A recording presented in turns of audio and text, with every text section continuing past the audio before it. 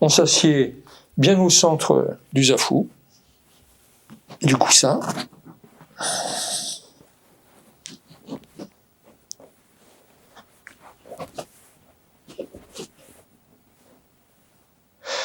Je montre au départ la posture idéale, la meilleure posture pour pratiquer. Et ensuite, je montrerai d'autres manières, peut-être plus faciles pour commencer. Alors, la posture idéale, c'est la posture qu'on appelle la posture du lotus. Alors, on place d'abord une jambe, comme ça, à plat sur le sol. Et ensuite, on place, pour commencer, le pied droit sur la cuisse gauche. Alors, quand on place le pied droit sur la cuisse gauche, il faut que, en fait, on le place de telle sorte que le coup de pied épouse la forme de la cuisse.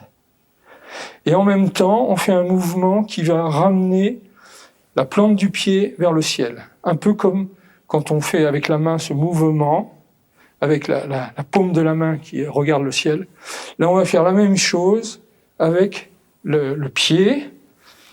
Et il y a une rotation de la jambe par rapport au genou qui fait que la plante de pied est bien orientée vers le ciel.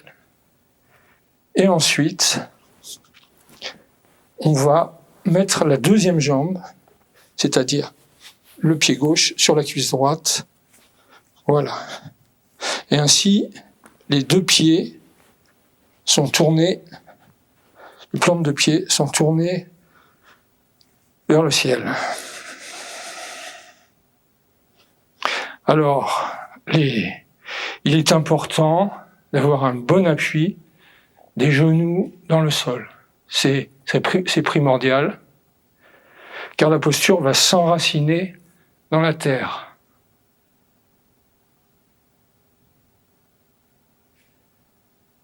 Cette posture-là du lotus a un avantage certain, c'est que on est justement bien enraciné dans le sol. Et en même temps, cette posture ouvre l'abdomen, le ventre, et ça va permettre à l'énergie de descendre dans le ventre. Donc, c'est vraiment la meilleure posture. Alors, il y a d'autres possibilités. On peut faire ce qu'on appelle le demi-lotus. Alors, le demi-lotus, donc on place une jambe à plat sur le sol et on va placer, par exemple, le pied gauche sur la cuisse droite.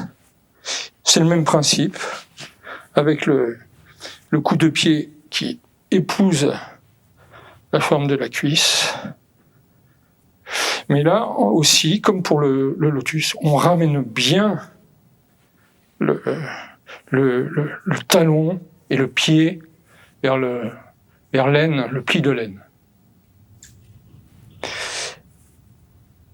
Mais si on fait le demi-lotus, comme je le montre maintenant, il faut alterner, c'est-à-dire que on va faire une partie du zazen avec le pied gauche sur la cuisse droite, et l'autre partie, on va changer, on va alterner, et on va changer de côté, et on va mettre le pied droit sur la cuisse gauche.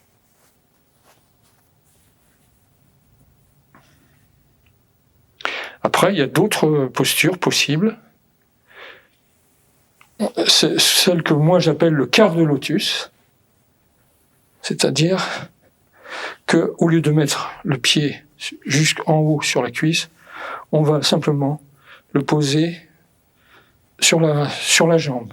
Mais là encore, le pied, la plante du pied est tournée vers le ciel. Donc ça, c'est le quart de lotus.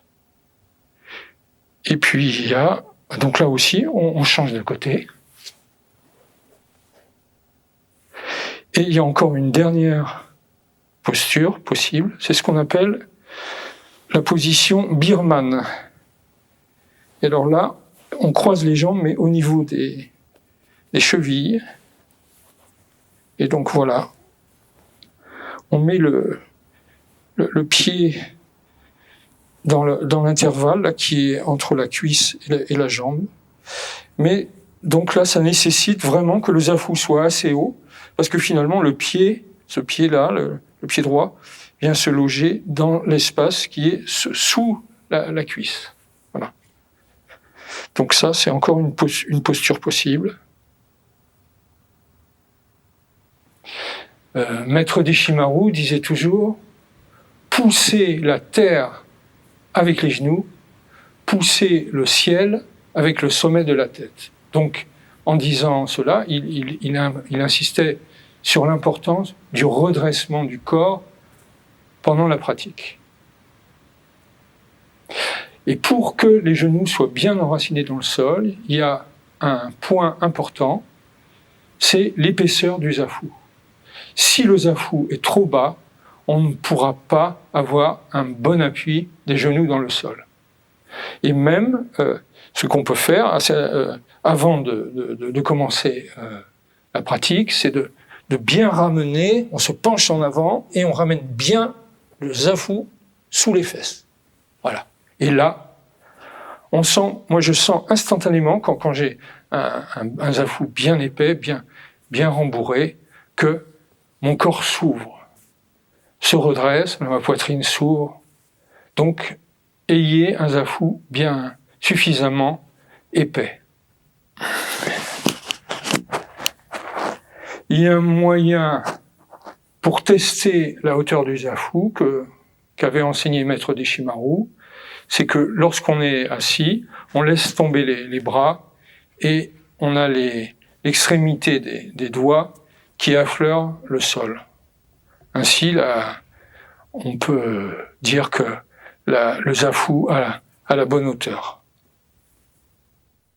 Avant de commencer le zazen, il y a quelque chose qui a été enseigné, même de façon très ancienne dans l'histoire du zen, par exemple par Maître Dogen, c'est qu'avant de s'immobiliser dans le zazen, on met les poings sur les genoux et on se balance. Et on met les poings, donc avec les poings, on maintient les genoux dans la terre et on va se balancer à partir des hanches. Et ainsi, on va, tout en plaquant les genoux dans le sol, on s'assouplit les hanches et on rééquilibre la posture. Et on trouve ainsi une bonne verticalité et tout en ayant le bassin souple. Donc le bassin, c'est ce qui va permettre de régler le tonus dans la posture, un peu comme pour un instrument de musique. Le bassin, c'est l'équivalent de la clé qui va permettre de tendre ou de détendre la corde d'un instrument de musique, d'une guitare ou d'une harpe. Alors si, par exemple, on veut tendre la corde, renforcer, mettre plus de tonus dans la posture, on va basculer le bassin vers l'avant. On va en quelque sorte amener du poids sur les genoux. Alors ça se voit pas beaucoup, c'est presque imperceptible, mais on peut, en amenant, donc en basculant le bassin vers l'avant, on va augmenter à la fois le tonus dans le corps, on va permettre un meilleur redressement vers le ciel, et le corps va s'ouvrir. Et si on amène le bassin vers l'arrière, on bascule le bassin vers l'arrière, on va on va diminuer le tonus dans le corps, mais en contrepartie, la posture va s'affaisser et puis va avoir tendance à se refermer sur elle-même. Mais à certains moments, si on se sent trop tendu, on peut très bien ramener légèrement le bassin vers l'arrière et faire relâcher, diminuer le tonus dans le corps. Voilà. Et donc c'est cette pratique du bassin qui se fait d'ailleurs la plupart du temps presque inconsciemment. Le bassin va osciller d'avant en arrière, parfois même sans qu'on s'en rende compte. Donc à partir du bassin, on va ensuite redresser sa colonne vertébrale. Les vertèbres vont se placer les unes sur les autres, du bas vers le haut. Et cet empilement des vertèbres les unes sur les autres se fait jusqu'à la base du crâne, c'est-à-dire que même les vertèbres cervicales viennent se placer au-dessus des autres vertèbres. La tête vient bien au-dessus du corps, bien au-dessus des épaules.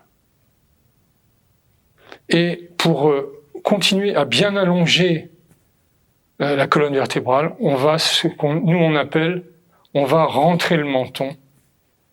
C'est-à-dire qu'on va ramener le menton vers l'arrière pour que la nuque soit bien étirée.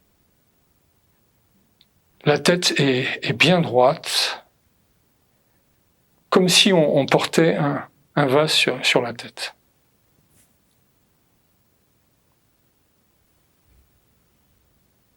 À partir de cette position de la tête, à partir de ce redressement, on va ensuite pouvoir complètement relâcher, détendre les autres muscles du corps.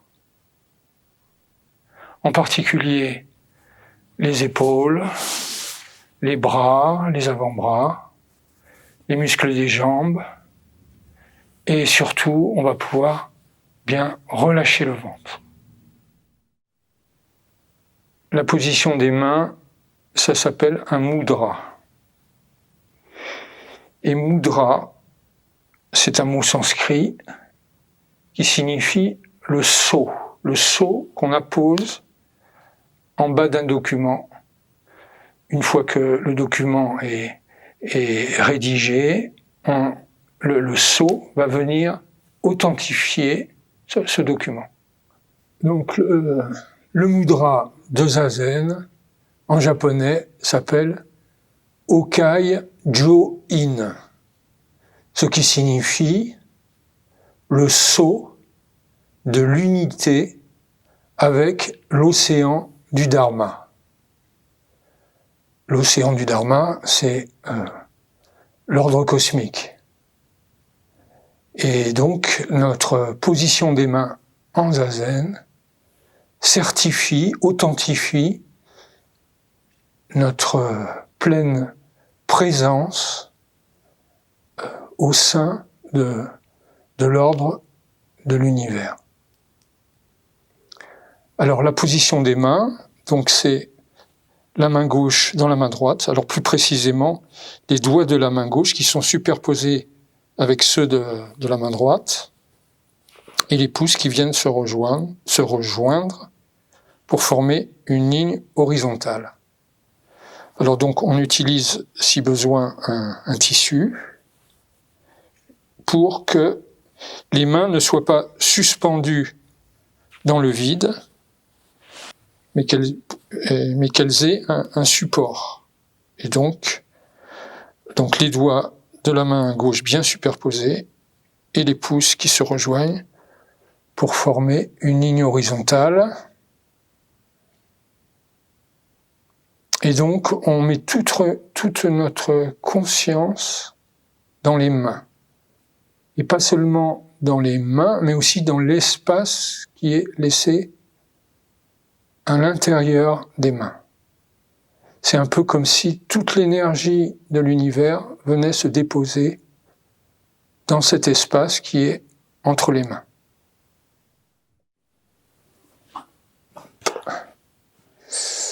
Alors, il y a une chose dont je n'ai pas encore parlé, c'est la position des yeux pendant Zazen. Donc les yeux, contrairement à ce que beaucoup de gens pensent, dans notre Zazen, les yeux ne sont pas fermés. on maintient les yeux mi-clos et tout en gardant la tête droite. Et donc on a les yeux à peine ouverts, mais par contre le regard est incliné vers le bas à 45 degrés. Il vient se poser à peu près à 1 mètre devant soi et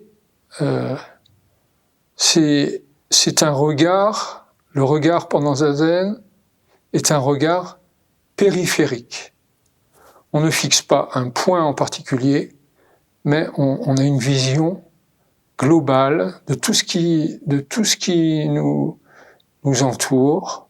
On dit qu'on voit, tout ce qui est autour, mais on ne regarde rien.